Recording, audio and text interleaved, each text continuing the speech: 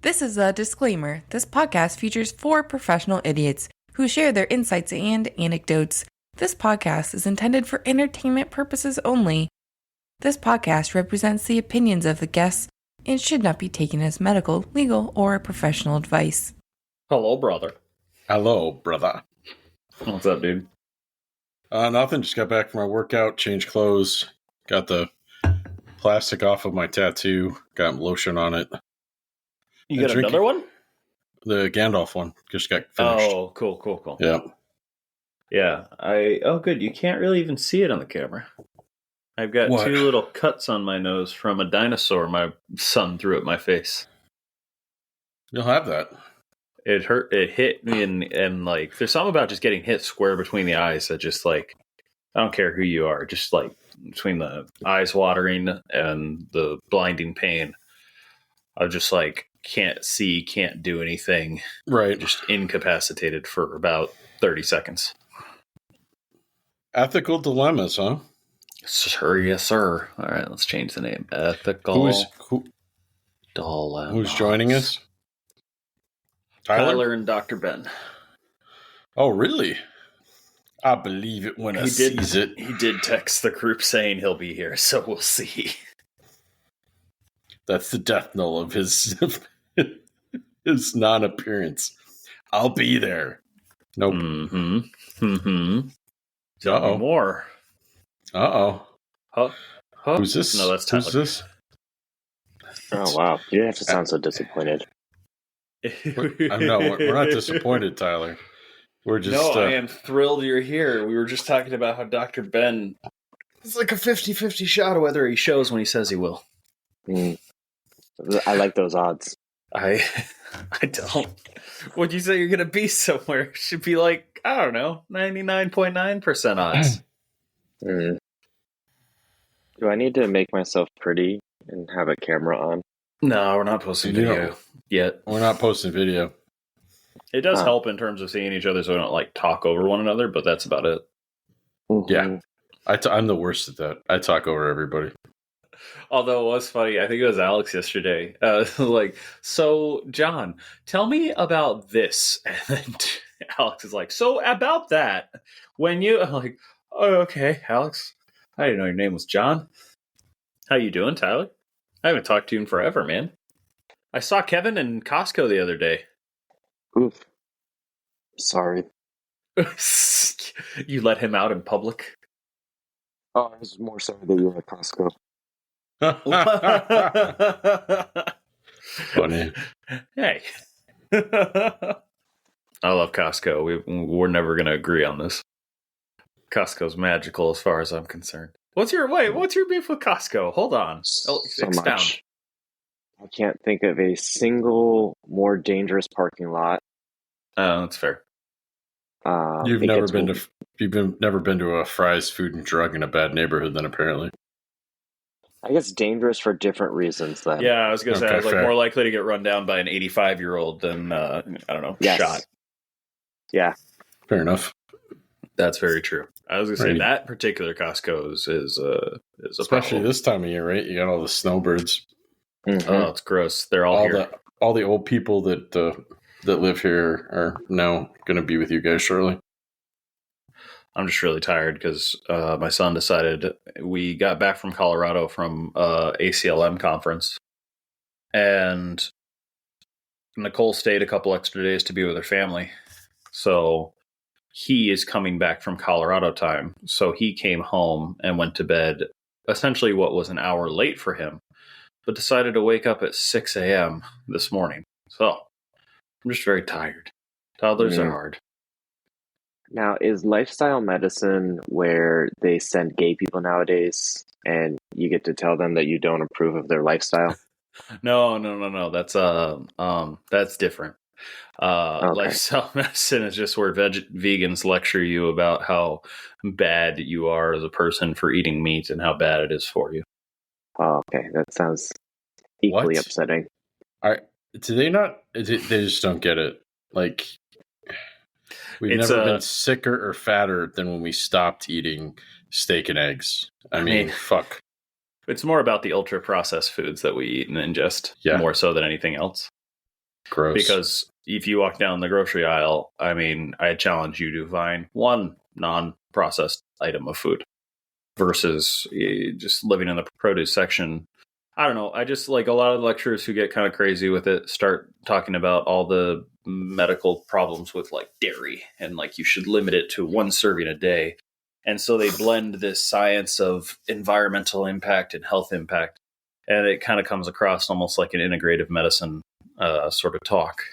Hopefully have less of an impact on the environment and also try to live longer.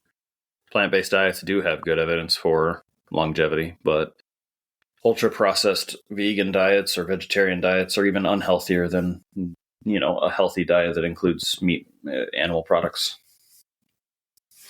I'm not going to stop eating chicken or steak. I don't think you have to.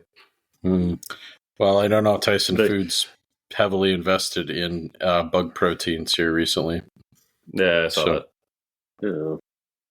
Oh, no. It's going to happen, man. Just wait. Man, Patience, give it 10 years. For bug proteins to become like a norm is what you're saying? Sure. Yeah, Taco Bell will put it in your ground beef taco. I mean, they already do. I was going to say, I was like, that stuff's not meat to begin with. Oh, my fucking God. Is. Dr. Ben is here in our midst, in our presence. We are hashtag blessed. I don't know about blessed. What's the if cursed and blessed? What's the middle? What's the term for the mid? Hashtag pleasantly here. Surprised. How you doing, Dr. Ben? I feel like you're just getting ready to go for another round of nights in the ICU. I was gonna say it's coming up, isn't it? You said it was gonna be very soon. Tonight, yeah. I always liked ICU. ICU made sense to me, and I was good at it. But like nights just always fuck up your sleep schedule and ruin your life. I never knew what day it was. I always like lost a day somewhere in that whole mess. Because you like come off when you come off on your days off. Are you on 4 off 3? No. 7. How many are you on? 7 on. So it's like weird because I did like a week of days and then I do a week of nights and then I'll do like 2 weeks of days or something dumb like that. And then the last 2 days of this rotation, I'm on nights and then I switch back to days. And it's just like, you could have just not done that. I don't know. I was going to say ours was less draconian. Ours was like, okay, you're on 4 nights in a row. You're off for 3, but then you're back on for 4 nights. It would be like 4 or 5, 4 or 5 for 4. So you'd be on it for 4 weeks, but you'd alternate on as far as a 3 or 2 day weekend. And that felt tolerable because like you would sleep for one entire day and then you'd kind of have a weekend.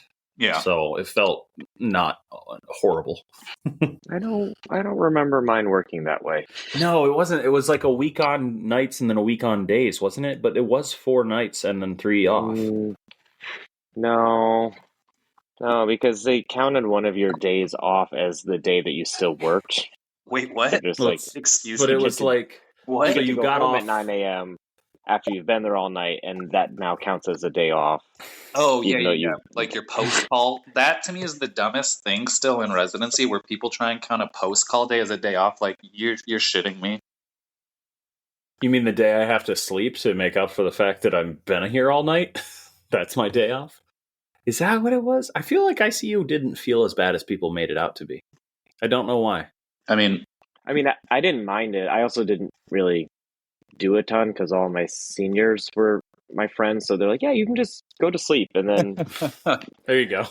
Wake up at 4 in time to pre-round. I'm like, all right, that's fine. All our on-call, like in our own schedule nights was awful. Today, just out of curiosity. Oh, I'm sorry. We're having a conversation without you. Sorry. No, but I mean, it's all these doctors talking about ethical dilemmas, and I'm like, does law not have ethics? Oh, we have ethics. Or lack of? Most of them don't. Most lawyers ignore them. So.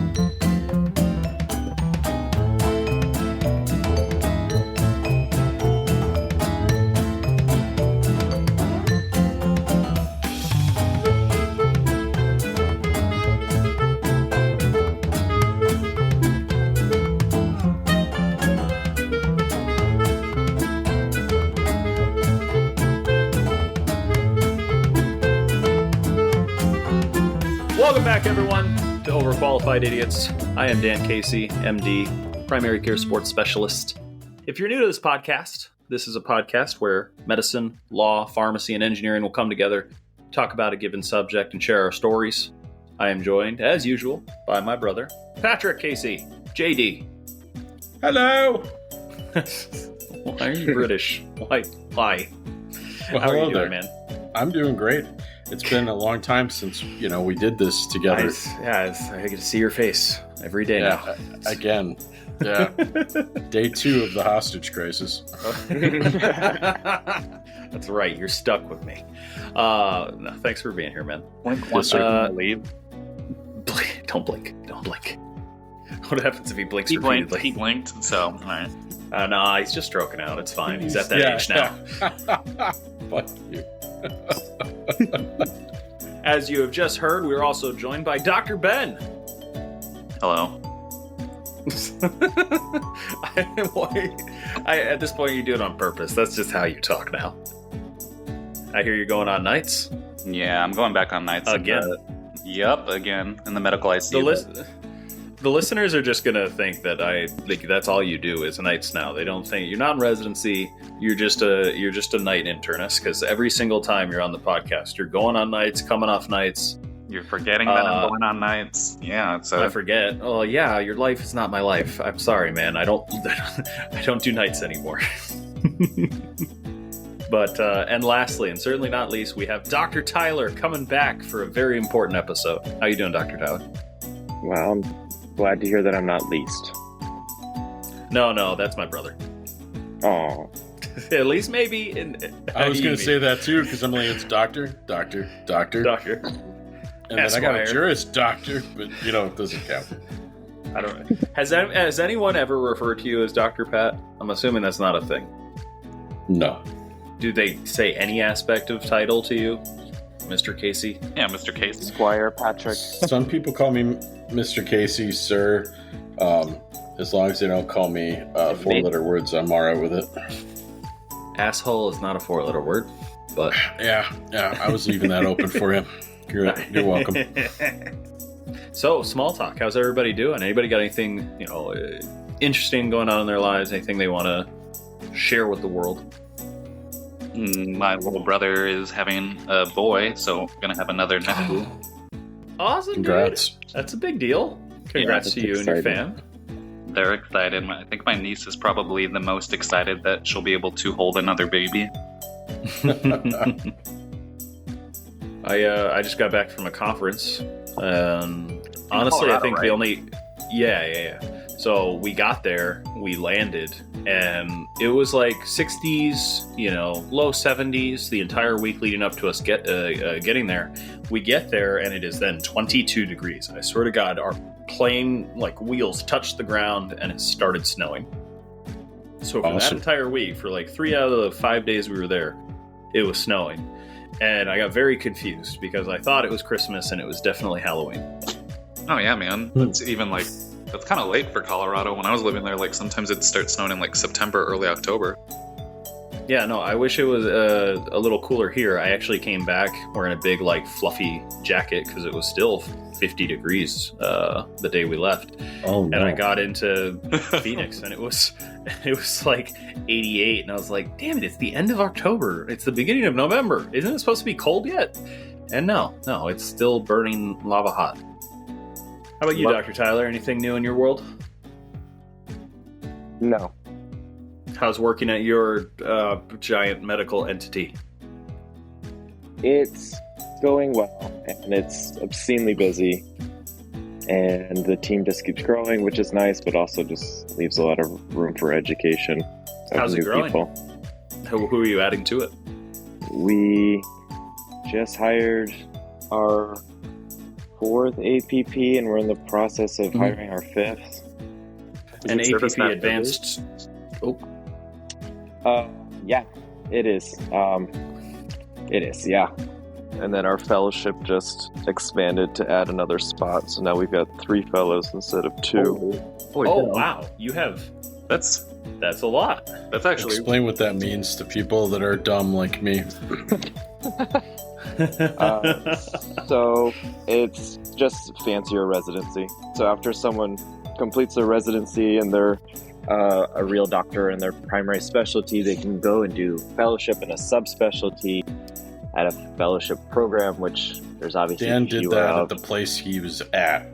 Dan, Yeah, right, did Dan? At the place he was at, yeah. I did a sports fellowship, yeah. So I At finished. the place that they eventually hired you full time, right? Correct. Yeah, And that so doesn't always happen, though, does it? It happens, I think, more often than not, but no, not always. It's hard to say because people just have different life plans. Like we had 2 fellows one year who just straight up went to different parts of the country after they graduated. So it's not uncommon to stay with the company you're at because then you know them and they know you. But if you have other plans or family or places you want to live, then it's not uncommon people leave. I don't know what the percentages are on it, but it's not uncommon, but it's also not uncommon to have something else happen. Advanced Practice Provider is what APP stands for. I think you had mentioned that at one point you'd hire more of those with your organization. I just figured I'd throw that out there. That's like a physician's assistant, right? So just for the audience. Oh, no, don't. You can't say it like that. What? They're a physician assistant. There's no possessive S. Did I? Oh God, I thought I said something politically incorrect. You did. Welcome to Canceled now. Physician's assistant. No. Physician assistant? Physician assistant. I was trying to There's think no of where possession. I don't even remember how I said it the first time. So it doesn't sound like that the physician owns their assistant. Yeah. Right, there's no possession. No I see. possessive. So it's not that a physician has an assistant, it's just that they're an assistant to a physician. We're gonna get into it. Can we? That's right either. Can we just say PA? We'll just say PA. Yeah, and we'll move on. so you Sounds hired better. another PA, you guys added another fellowship spot. That's cool, man. That means you guys are growing, and obviously there's a demand for it, so you're doing good work. And to your point, Patrick, I did fellowship on the opposite coast of where I work now, so Yeah. I did So- not stay. Tyler, I'm glad you're here because I brought up this topic for a very important reason. I figured you, better than most, can talk about it, given your line of work, and obviously we have 3 doctors here, so we have a fair amount to discuss. But yeah, coming off the heels of talking about why insurance sucks and all the problems with insurance, I figured what better to lead into than ethical dilemmas. We talked about, I think I'm just going to kind of, for those who either haven't listened to the last episode or just need a quick refresher, basically we talked about insurance and how a for-profit model creates a lot of conflict of interest. Now, there are a lot of problems, especially in America, with how insurance is utilized, how insurance, especially commercial insurance, is practiced, and then even problems with government provided insurances like Access after the Affordable Care Act and how it's administered. So, coming off the heels of that, I think one of the things that we brought up, Pat, help me remember this, because Alex said it really well, and we ended it. He talked about it after the episode actually ended. Conflicts of interest, you mean? Yeah, as far as like insurance. Yeah, the fact that the InsureCo is hiring these docs and telling them how to practice medicine InsureCo's way, and making denials on that basis, and how it's a conflict of interest that they're creating within their own corporate structure. And they would argue that, no, they're basing it off guidelines that essentially insurance companies helped make. I wish I remember the names that he said because I wrote them down, but I don't have it with me. That it's a huge conflict of interest. How is that not a huge ethical dilemma to have an entity like an insurance company essentially making medical decisions under the guise through a physician, but then there's obviously some kind of underlying, maybe not written down rules, but subtext that the physician is supposed to operate under this should get denied, or we should look for a reason to deny it, as opposed to look for a reason to get it, approved. I think the other ethical part of it is like putting the burden of proof on the insurance company that something should be denied as opposed to paid, instead of making the physicians have to appeal or do a peer-to-peer or etc. Prior auth, all of the above. So that's kind of where we're coming from, and I think a very good segue into what we're talking about now. So we have 3 doctors in the room. Tyler, I kind of figured this was going to be your show for a fair amount of it. So what are some big ethical dilemmas in medicine related to your field, not related to your field, that you see in our climate, in our culture, that are worth talking about that people should know? Oh gosh. Okay. Main subject matter, go.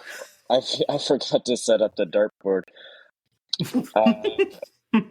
I just spat out my coffee. I think Jesus, there's so many. For me, one of the interesting ones is the ethical dilemma about code status. And yeah, that's a good one. How, when we talk about ethical principles and we talk about patients' right to autonomy and equity and beneficence and non-maleficence and all of those wonderful principles, we look in the US, we look at CPR, resuscitation and intubation, as a positive right, that it is a right to receive that, and hence you have to opt out of it. So the given narrative, the accepted belief here is that unless someone says, I want to be a DNR, I do not resuscitate, anyone that comes in off the street, no matter how medically frail they are, no matter what all comorbidities they have, what the clinical condition is, and how futile attempted resuscitation or other interventions are going to be, that it is the believed ethical right that everyone should have all of that done. And hence, we have to opt out of it. Yeah. Whereas I think everyone kind of knows what CPR is, but cardiopulmonary resuscitation. So getting chest compressions, having rescue breaths, trying to bring someone back who has either had their heart stopped or stopped breathing. Right. Yeah. And then the other side of that, clarity. Yeah, the other side of that argument, the other side of that perspective is that CPR and intubation, putting a breathing tube down someone's throat, those are all medical procedures. And in no other area of medicine is a procedure considered a positive right. You don't get to walk into a hospital and demand a surgery just because you believe it's your right to have it. Those are all considered a different thing, regardless of whether the surgery is potentially life-saving or not. We still have surgeons that come in and say, this is not, the risk doesn't or the benefit doesn't outweigh the risk. This is not a surgical candidate. I'm not going to offer surgery. So even in those same scenarios of something potentially being life-saving, it's still not a demand. It's still not a right. Someone can still say you're not a candidate. I've never thought about it that way. But yeah, no, you're 100% correct. I guess to kind of see where you're going with that, as far as should there be guidelines or criteria for people who are incredibly frail? Like, for example, we have... Right. Because technically, there are like ways to subvert that.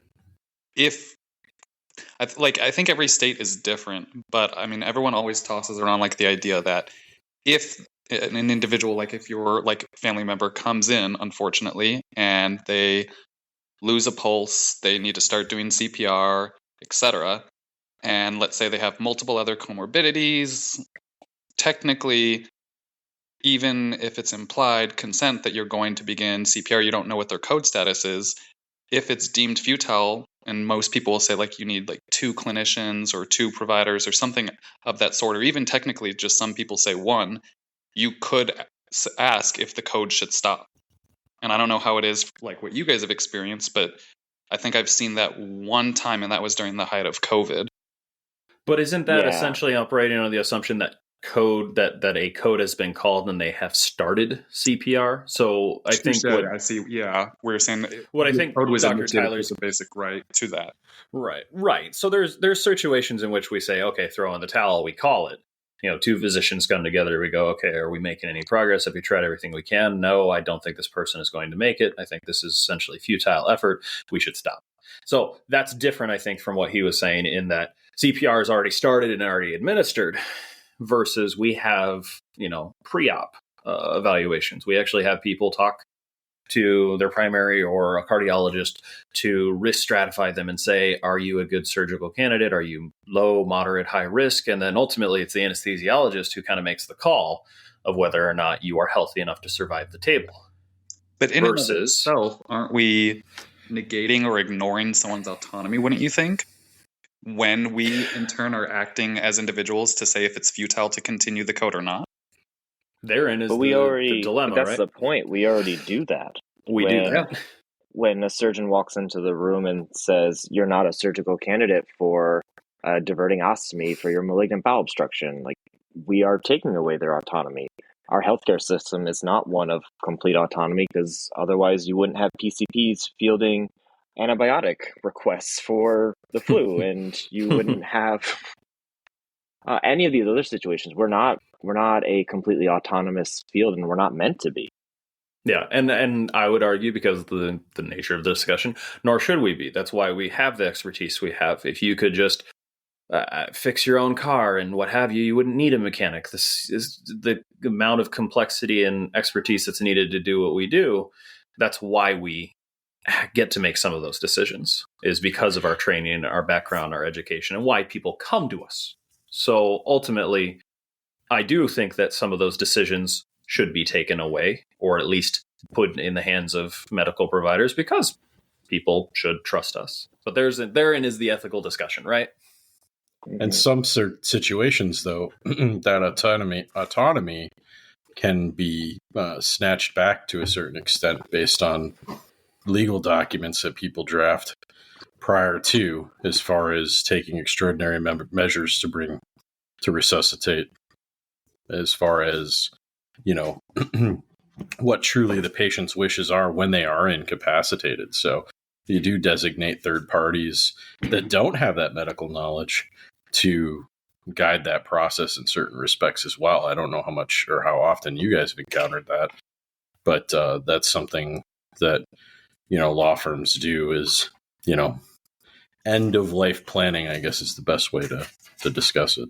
Yeah. And advanced so for directives. a second, I thought when you started talking, Pat, I thought you were about to bring up Terry Schiavo for a second, because those I don't extreme want to touch cases, that. I don't want to talk about those extreme examples of, I don't know, where family squabbles and disagreements end up impacting people's end of life discussions. But yeah, advanced directives. Tyler, I'll let you speak to that, because obviously you deal with that day in and out day basis, and I'm a little rusty.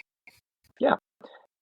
Kind of like Patrick was saying, advanced directives are a way for people to list out in a legal document what their desires are about aggressive interventions in end of life or life-limiting scenarios.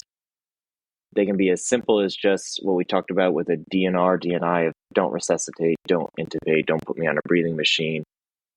But they can also include a lot more than that. They can include things about artificial nutrition. Do I want a feeding tube? Do I want parenteral nutrition? Things like TPN, where they just kind of make a formulation of fats and proteins and put it into your veins.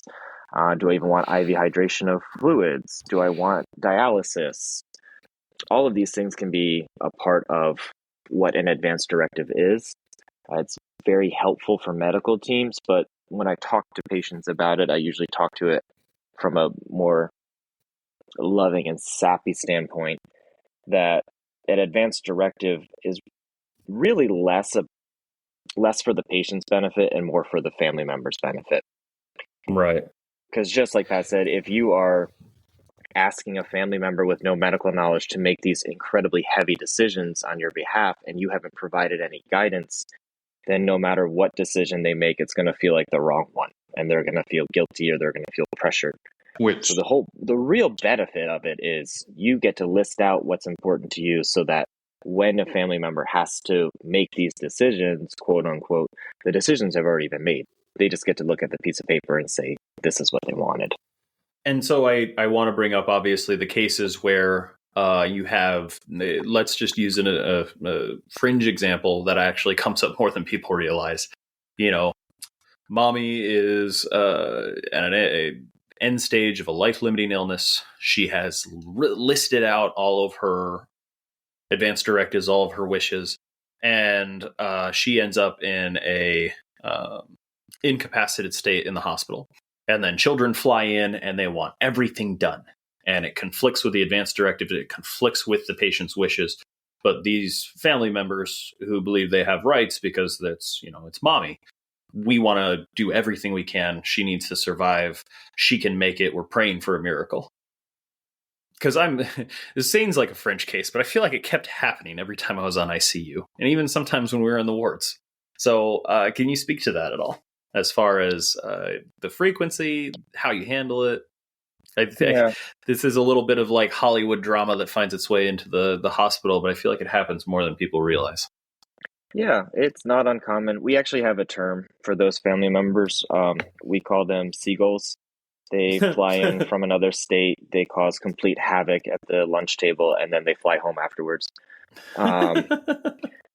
It's certainly not uncommon. That's awesome. Not to be confused with flock of seagulls, just saying. Correct. Not uncommon at all. Obviously, there's different rights that are given to a family member if an advance directive has named them as a medical power of attorney versus just next of kin surrogate decision maker. Those two things don't carry the same legal weight, and I'm sure Pat can kind of attest to that as well.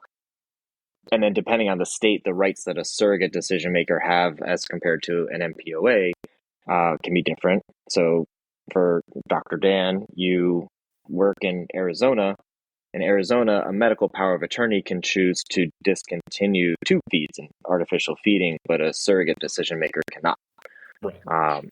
So different levels of the gravity of decisions that they can make.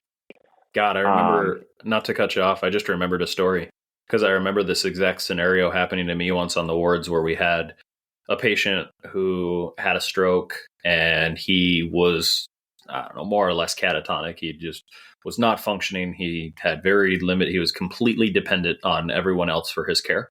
And his wife, he had advanced directives in place that he didn't want feeding tubes. He did not want extreme life-saving measures. And his wife was his designated MPOA. And his wife had the legal authority to completely just undo everything his advanced directives had said. So even if you have wishes for yourself, if your loved ones, if you have, I guess this is more of a be careful who you make your MPOA, make sure they know what you want, because then they can have the legal authority to do what they want. And that may seem, benevolent and loving and compassionate, but I mean, if you don't want to be in that state, I feel like personally, and this is my opinion of the discussion, is you should be able to have a choice of your own fate. But yeah, no, that happens. And it blew my mind that these are advanced directives. In the medical community, we tend to operate on trying to give the patient autonomy, to try to give them authority over their own lives and their own decisions and their own care. And then the legal system allowed this chance for someone else to say, well, I know what this person wants, but I want this. So yeah, I don't think that happens often. That one caught me off guard because I just didn't anticipate it. It's not super common. And then the more time that you spend looking at advanced directives, eventually you start coming across some really interesting ones. So I've come across multiple ones that obviously were done with a lawyer because of how many loopholes and redundancies have been closed.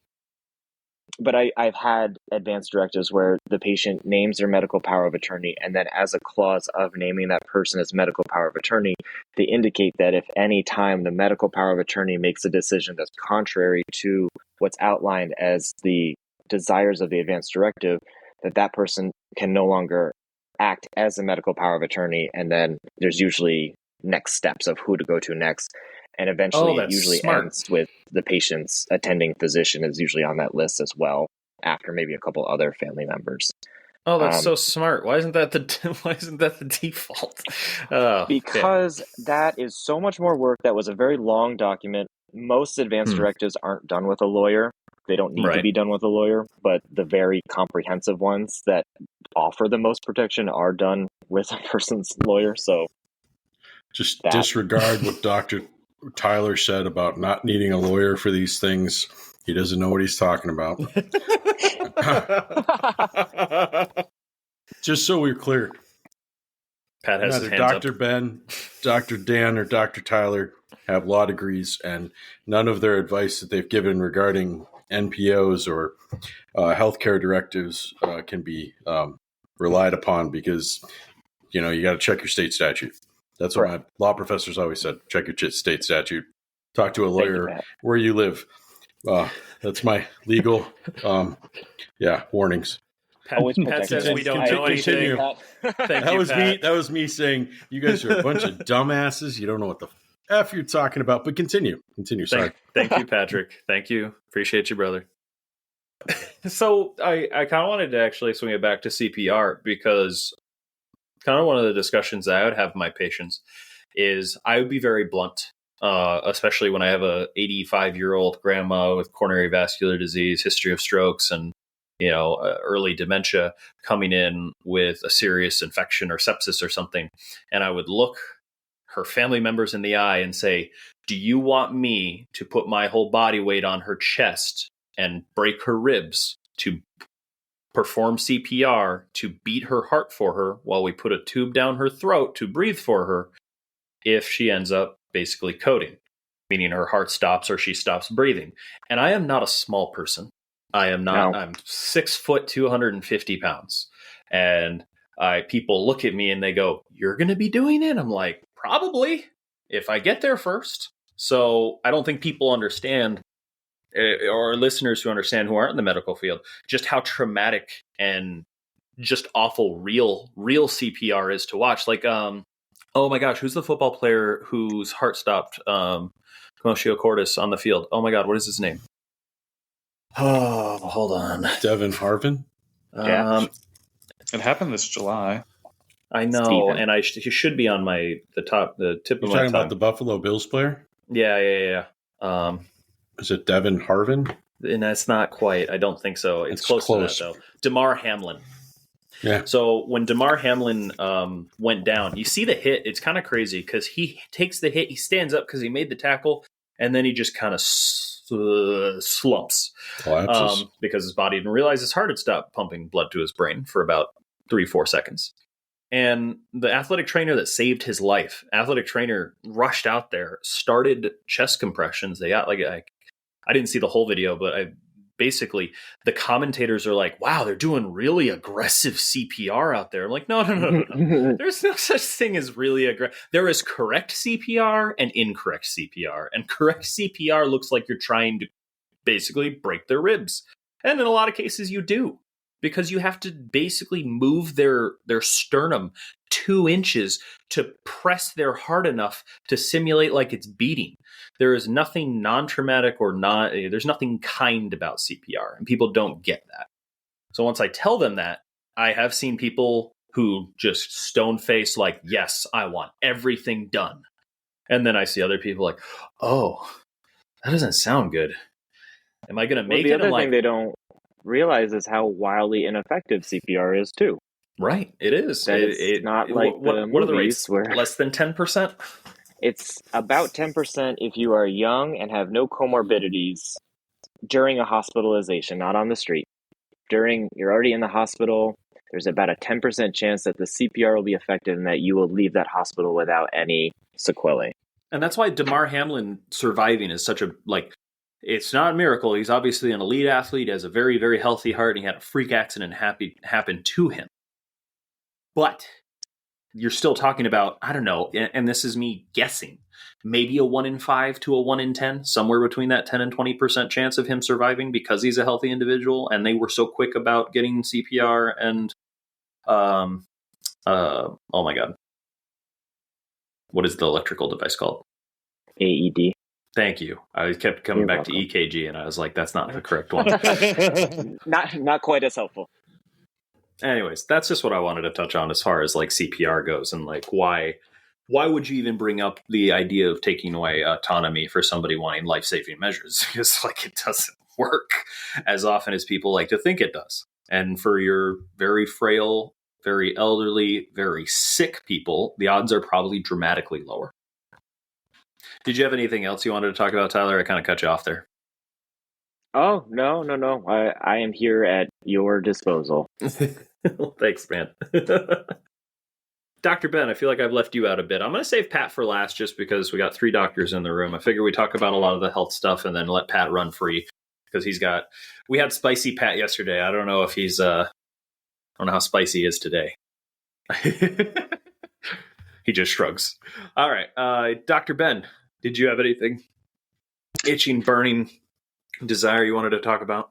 I could talk about a lot. That's the problem, like Tyler was saying at the beginning, because I served on an ethics committee during my master's program for bioethics, and then did some work also during med school. But I don't know. I think like this year, like I'll have done almost 4 months of ICU again, because our third year is just pack heavy with ICU. And Jesus. I mean, doing advanced directive discussions, it's super common, but I mean, the ones that always stand out to me, at least, are like Pat was saying, you should always talk to a lawyer in your own state. And also, as physicians, we need to figure out what the laws in our own states are, because the biggest issue that I feel like in the last few years while I've been doing my training here is that Louisiana is a majority rule state.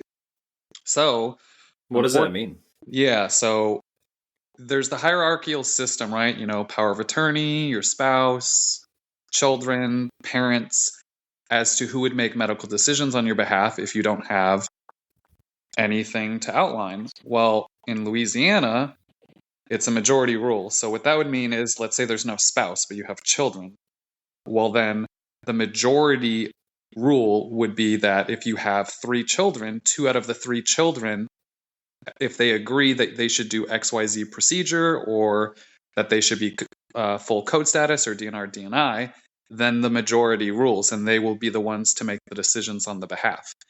The issue that I've interesting. come across multiple times, unfortunately, and it's actually occurring again this past month, is when, and I feel for these people, because young woman, mom, not married, 2 kids under 22 but above 18, and they're having to make decisions for their parent because they have they've never had these discussions with their parent, and they're having to now make decisions on behalf of their mom. But the thing is, both of them have to agree as to what's going to be done. And I mean, I've had it where it's issues where, like, my first year here, there were like 6 kids, and all 6 of them, all 6 of the seagulls, as Tyler said, you know, are in the room, and all of them are arguing about what's going to be done. And 3 of them wanted one thing and 3 of them wanted the other. I was literally about to ask, I'm like, what if it's an even split? Yeah. Damn it. So that's where definitely, I mean, over the course of like a week, had to have multiple discussions, multidisciplinary, you know, with the critical care team, the palliative care team, social workers, everyone kind of chiming in and explaining what is going on and trying to assist them all into coming to a conclusion. But I mean, there's some times where, yeah, like I think in that case with the 6 kids, like 4 of the kids finally ended up choosing one thing, and then it left the other 2, you know, kind of unfortunately not really happy with the decision that was being made on the behalf of their parents. So it's very messy, and it gets even worse. It feels almost arbitrary. Because then if you have the 3 and the 3 arguing, you just kind of look for who's wavering the most. And I mean, not that we have targeted discussions, but I feel like as healthcare professionals, we generally have an idea of what's going to happen and what things are going to look like. And we are wrong sometimes, but those end of life discussions, it usually ends up being like, here is what is happening. Here is where your loved one's at. And here are the likelihoods, but we don't know. Yeah. And those are really difficult discussions. I mean, so it went 4 and 2 is what you were saying, right? Yeah, but like the worst ones for me, I think, are always on the kid side, or when it comes down to like insurance issues. What do you mean? So, like earlier this year, we had a patient, metastatic cancer. So, I mean, it had spread throughout the body into the bones, etc. And because of their insurance, you know, they still wanted to receive treatment from their cancer doctors for novel therapy. But the issue was they didn't have any family members besides like a daughter, and then like the daughter couldn't take care of them. But because of their Medicaid, they had like Medicaid that would not cover for them to get transportation and for them to get their medical management for their cancer treatment while being in a nursing home or like a skilled nursing facility. So those are really the difficult ones where you have an individual who is trying to, tell you what they want. We're trying to assist them and promote autonomy. And then because of our shitty medical healthcare system and insurance, I mean, you're pretty much telling them, well, your options are if no family members can take care of you, we can try and do like a waiver for your Medicaid and try and get advanced care with that, but it's probably not going to go anywhere and it's going to take weeks. So then you're going to be sitting in the hospital, or unfortunately, your only other option is you go towards comfort measures. Wow, that's the wild part, is that finances then are basically pushing someone into palliative or hospice care. Like, here's your options. Unfortunately, you're poor, so you don't really get these measures. That just kind of speaks to our whole insurance sucks episode.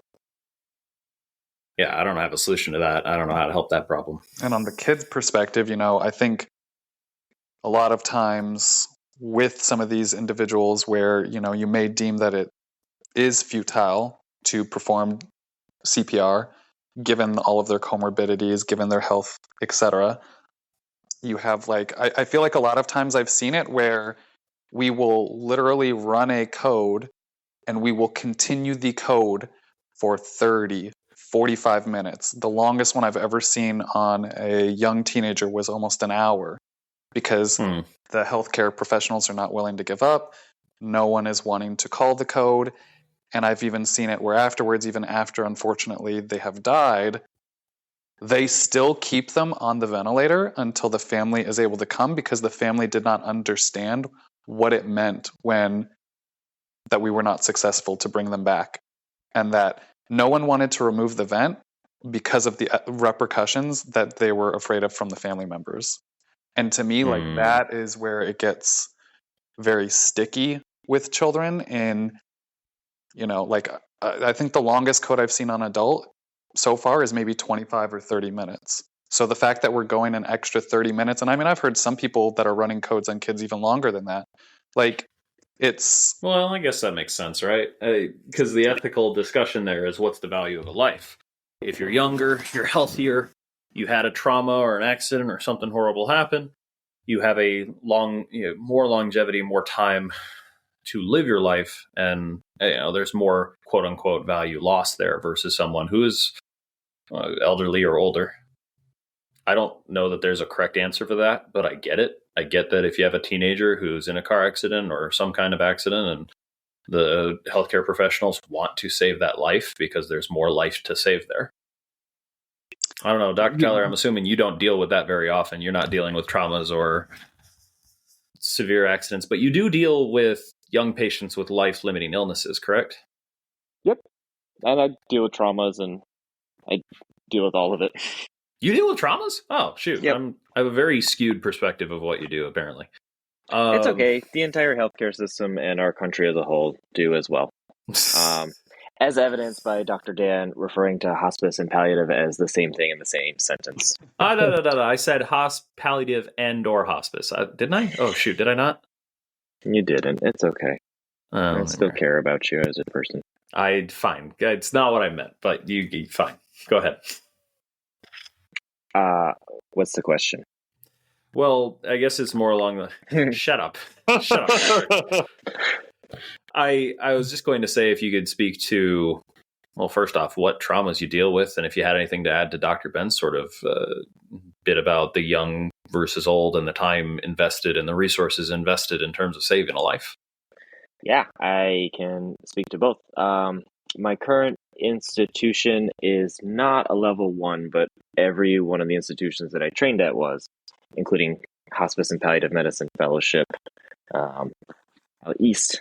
And so I did get a ton of trauma as part of my job, from both the palliative standpoint of symptom management, so managing any of the symptoms that come about from whatever is life-limiting, in this case a trauma, and the sequelae from it, but also having those complex conversations with family members and other team members about what's appropriate and what's reasonable.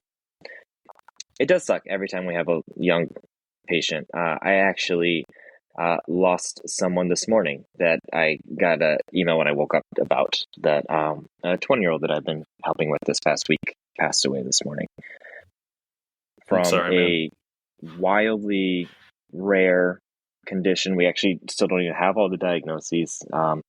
There's never been any case like his published in history.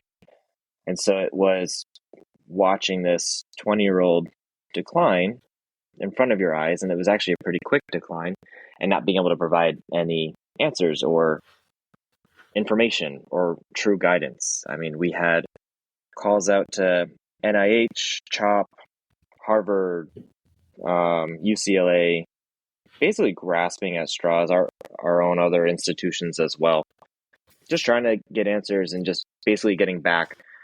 Don't know that we would do anything different, so keep doing what you're doing and hope for the best. And so I took my residents and my fellow with me to talk to his dad Friday before I left for the week, and had a conversation about all the things we were trying to do and my worries. But I even hedged that I was worried about a poor outcome, but it's still a 20-year-old, and what parent wants to even entertain the idea of not doing absolutely anything and everything despite the odds for their 20-year-old.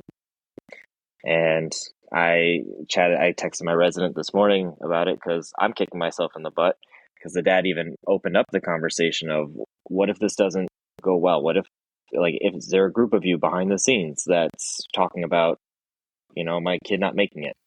And if there is, we should talk about that out in the open. And of course, that's always going to come up when you're dealing with these complex conditions and these things that you can't explain, and these patients that are declining in front of you. And even with it being my specialty to have those conversations, I still said, I'd rather give this guy another week at being a dad instead of having this conversation. I didn't anticipate him passing this weekend. So it was, well, why don't we just go over again what we're doing to talk about managing pain and other symptoms and keep him comfortable, and show me some pictures of him before he got real sick so that we can talk about memories and everything and kind of do all that. And again, it's my specialty to have these conversations, and I was even hesitant to do it in that moment because I wanted to give this guy more time at being that role of a dad and having that hope. And it wasn't the right call for this situation, unfortunately. So I kind of echo Dr. Ben that this isn't easy especially when they're young. It's really not easy.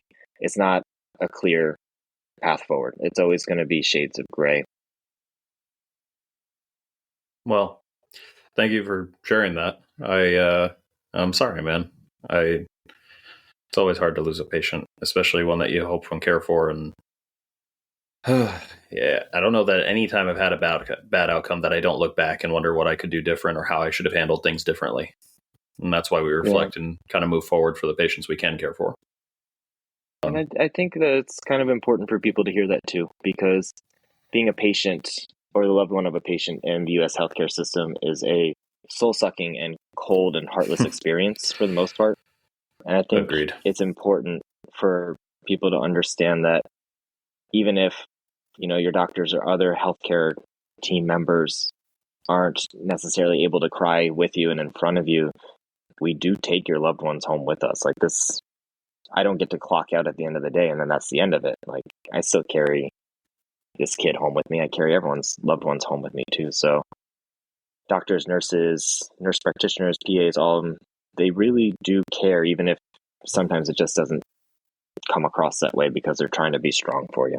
Yeah, whether it's a professional decorum or you want to maintain a face that gives hope, because ultimately that is a role we serve. Yeah, no, I agree. Sometimes we don't come across as human as we feel and as human as we are.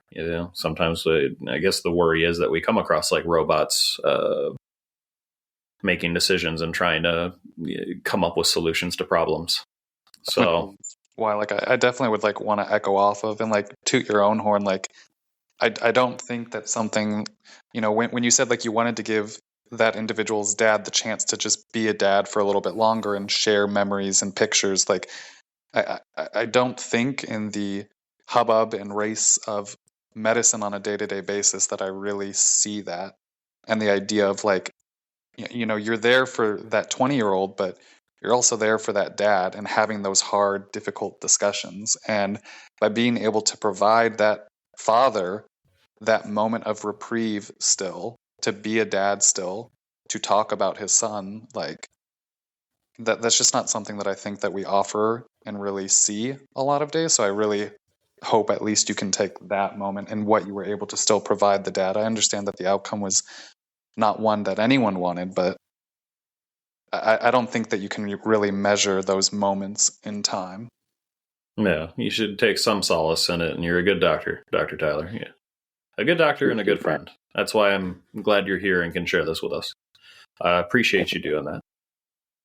Well, I I have no good way to segue this. Alex isn't here. This is as hard a turn as we can. Patrick, I got you. So I think that from the perspective of a legal professional and just a patient, I think that everything that was just said here gives me and should give anybody who's listening hope, because I think that there is that bias that lawyers and doctors don't have empathy, don't have compassion, and the reality is wrong sometimes. While trying to be objective and trying to be focused on the solution to the problem, we are clinical in our approach, where we're operating with a scalpel, not a chainsaw, to try to resolve those issues. But showing people empathy in horrible situations like you're describing, I mean, that's what makes you good at your job. It's not that you're the smartest doctor or lawyer, but because you do those things. So I'll tell you what bad things lawyers do, though. And here's the first start. Here's the first start to it. It starts with potential clients, people that are calling you more often these days than seeing you in person, and sitting down with you and getting a consult. And I offer free consultations all the time in the areas that I practice.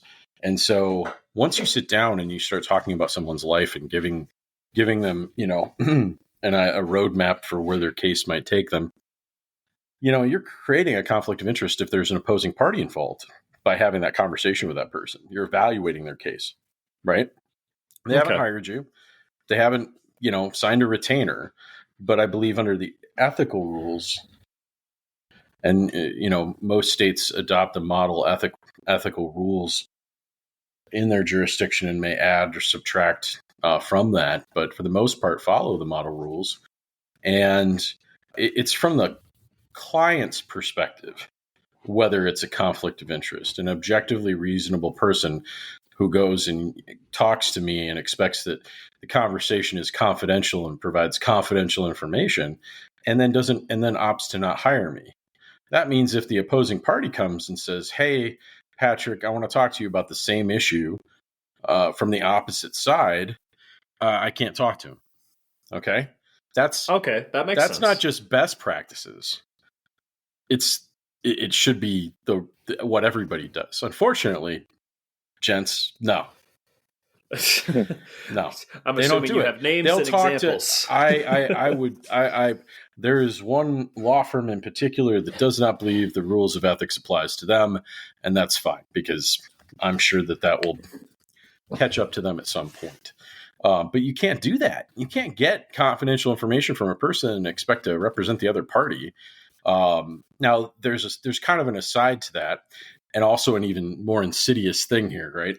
So some people will go and set up consults with the attorneys, the big hitter attorneys in town. They'll get consults with like 3 and 4 lawyers, right? So then that way they're conflicted out, so the opposing party can't talk to him, right? Well, in those situations, I tend to be a little bit more skeptical towards it, especially if it was like a 5-minute phone call, or somebody just sets an appointment and then doesn't answer their phone, or it goes to voicemail and that voicemail is full. I gotta say, just a cultural commentary. Set up your voicemail or clear it out. If you want a voicemail, why the F do you have it? So just moving on from that. So I make notes in all of my PC calls on meetings about, like, for example, if we had a conversation about retainers and moving forward, I put those notes in there. If they didn't pick up, or it went to voicemail, or I left a voicemail, I make those notes as well. But here's the rub. That same firm that I was just talking about has had their existing clients reach out to my office and others, having their clients set up initial consults or second opinions. And I'm using air quotes. You can't see that, folks, but second opinions. Can confirm he is doing air quotes. To conflict. Yep. Thank you. The record will reflect. So then the opposing party who's now looking for a lawyer can't talk to me. And I've caught that same firm sending their clients to talk to me. It's happened once before, and I just encountered it this past week for a second time. But their existing client never, and I took notes because I've been doing it since they pulled this stuff. Their existing client made a phone conference and never picked up their phone. So I put in the notes, and I thanked, and I did it saying, thank God, because I was trying to do some trial prep and I really didn't have time for this phone call anyway. So it was okay. But then the opposing party called me and just retained me this week. And I've never spoken to the other party. They set an appointment. So it made us do a double take on the what we do is called a conflicts check when anybody calls to see if we represented the opposing party and go through the analysis of, is it related to the same issue? I mean, there's a whole host of analyses that you have to go through when you're getting a potential client call before you can even talk to them or set an appointment. So, well, that's best. I'm just telling you what best practices are. I can't speak to what any other law firm does. Well, I was gonna say your example here is not an ethical dilemma or discussion. It's just an ethical violation. It's no question.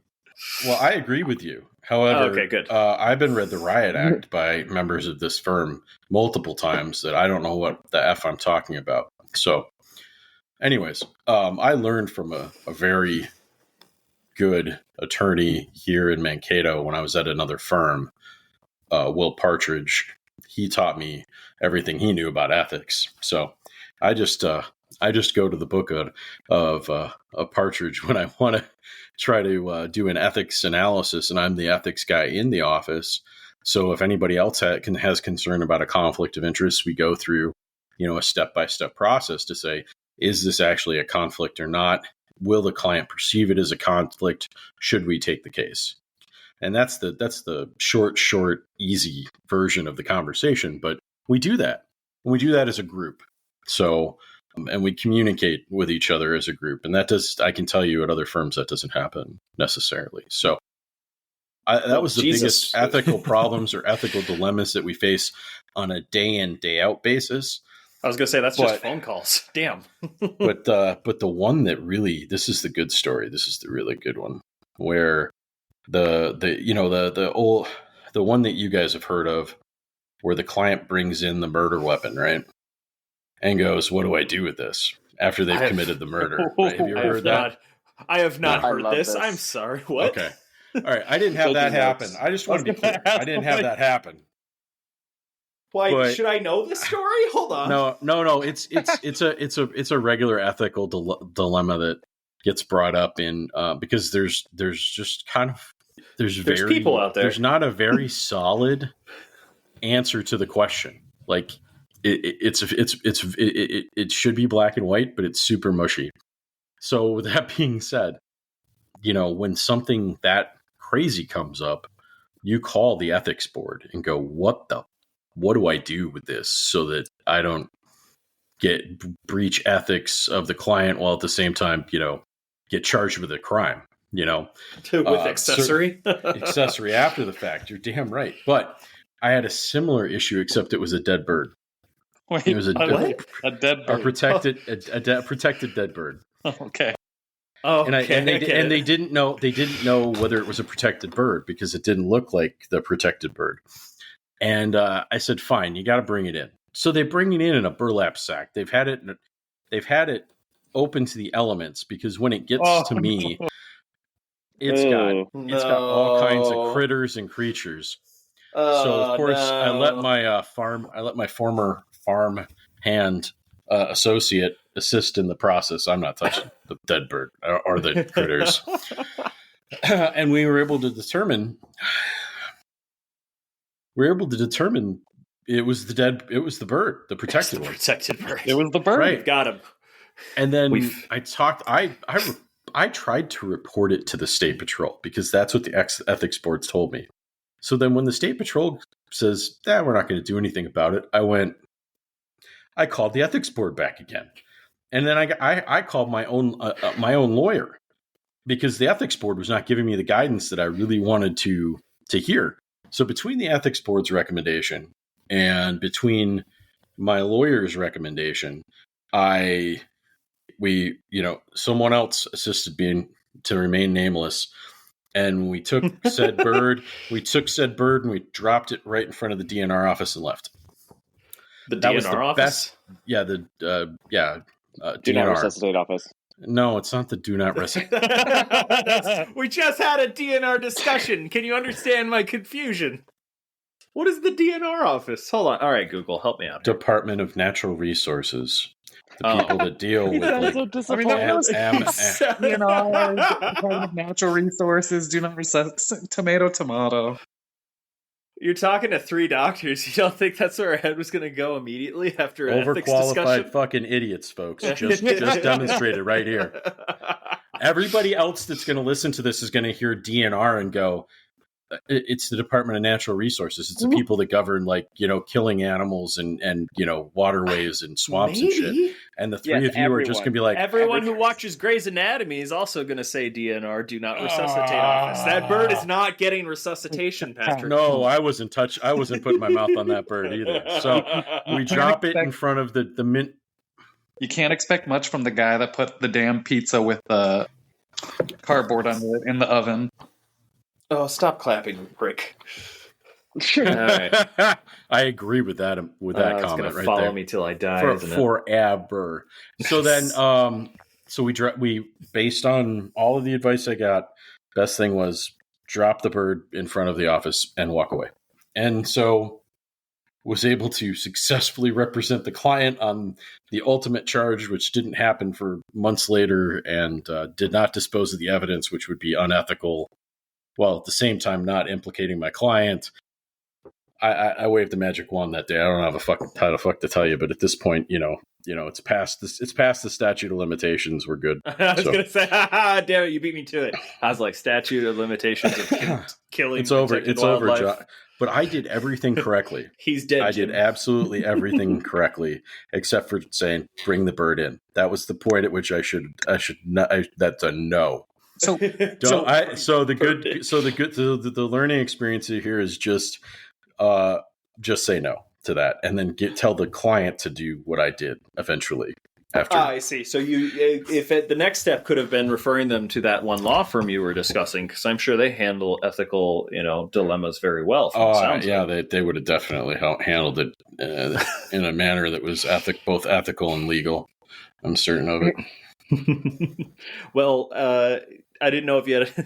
Thank you for bringing the funny back. I know things were getting a little serious there. No, that's why I was going to end on the funny story. It's one that I don't like. That it took 5 or 6 years to pass before I thought it was really that funny, and so that's why I didn't tell it for a while. But oh my god, what was the statute of limitations? 5 or 6 years. I was waiting to get charged with a crime. I mean, that's what I was concerned with. It was bad. It was dumb. Never again.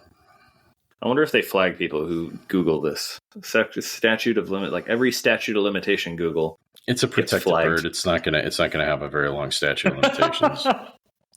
It's not. I want to hear more about this process of a lawyer choosing their own lawyer. Yeah, how do you find the super lawyer? How do you find the boss lawyer? Like you just keep asking lawyers who their lawyer is. Or is it more like an Ouroboros loop?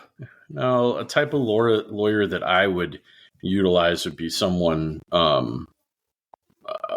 least the lawyer that I actually hired was to deal with a business breakup. So they don't practice law, the same area of law that I do. But yeah, I mean, as far as finding a lawyer, the best way to do it is asking people that you trust, and doing searches online. I mean, that's pretty much how people end up hiring me. So fair enough. So kind of like our finding a job episode of Finding a Lawyer. Well, I think that's a good note to end on. Did anybody else have anything they absolutely wanted to contribute before we wrap things up? Good. Well, thank you guys for being here. I know that got kind of heavy. I figured it would, considering the topic and considering the people we have here today. Thank you guys for being here. Thank you, Dr. Tyler, Dr. Ben. I appreciate your time. Pat, you're stuck with me, so thanks, but you're going to be here anyways. Love you, brother. That's it. That's his way. That's his way of saying "fuck you." So there you It's go. just a sad nod in return. Yep, that's it. He's right. Thank you, listeners, for tuning in. Hope you enjoyed yourselves. Hope you learned something. Follow us on all social media. Follow us on all podcast platforms. Download the episodes to show support. Comment on whether it's Facebook or the Reddit as far as what episodes, ideas you want to hear us talk about. We're happy to hear them. Eventually, we're going to do a Q&A episode. I think I've said this in the past. We just need Q's before we can give A's. And why you? I didn't open your mouth. anything you just said. I mean, this is definitely a really good close to overqualified idiots right there. It's like, you need like a cup of coffee stat. Like, you need to mainline that shit. You opened your mouth and blanked, and I blanked. Anyways. Well, Dan, who are you giving your A to? I know. Thank you, and take care. You're offering us A to anyone that has a Q. Yeah, I don't know what the fuck that meant. It was very confusing. Either. It just kind of came off my brain. Well, that's going to be evidence in court, so... Yeah, very much so. We got it on recording, bitches. We got evidence.